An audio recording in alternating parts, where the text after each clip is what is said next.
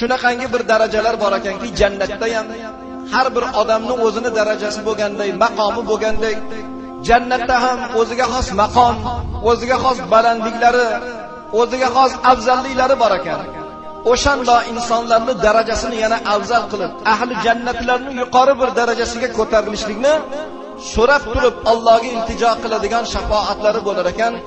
Mana bu narsa 5-shafoatlari, janob payg'ambarimizning 5-shafoatlari bo'lar ekan. Endi ayrim insonlarni amali uchun, dunyoda qilgan xizmatlari uchun ham shafoat qilish huquqi payg'ambarlardan kelgan insonlarga ham berilgan ekan. Payg'ambarimiz Muhammad Mustafa sallallohu alayhi va sallamning muborak hadislarida 3 xil inson qiyomatda shafoat qilish huquqiga ega bo'ladi debdilar. Birinchisi payg'ambarlar, ikkinchisi olimlar, uchinchisi shahidlar.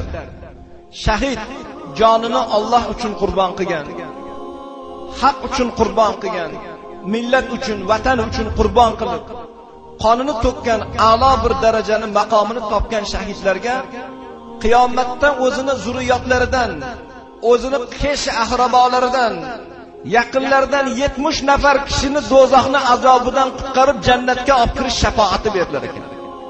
Va yana rivoyatlarda keladiki, bu sahih bo'lmasa ham dunyoni yuzini ko'rib, yosh bo'lib dunyodan o'tib ketgan bolalarimiz, norasida bo'lib dunyodan o'tib ketgan go'day bolalarimiz qiyomatda arosat degan joyda turar ekan, jannat bilan do'zaxning o'rtasida.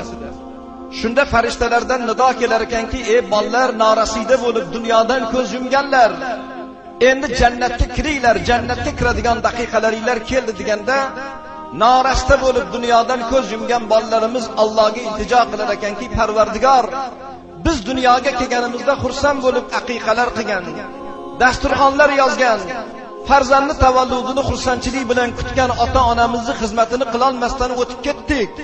Ijozat bersang, otamsiz, onamsiz jannatga yuzini ko'rmaymiz. Otam bilan, onam bilan jannatga kiramiz.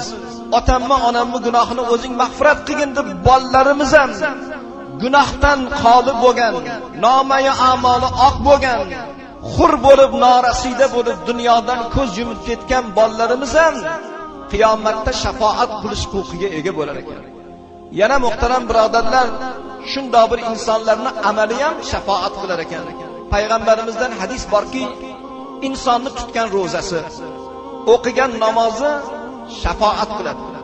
Payg'ambarimizdan savol qilishgan ekan, yo Allohning rasuli, odam atodan to qiyomatgacha qancha banda dunyoni yuzini ko'radi? Qiyomatda yonib turgan olovning ichida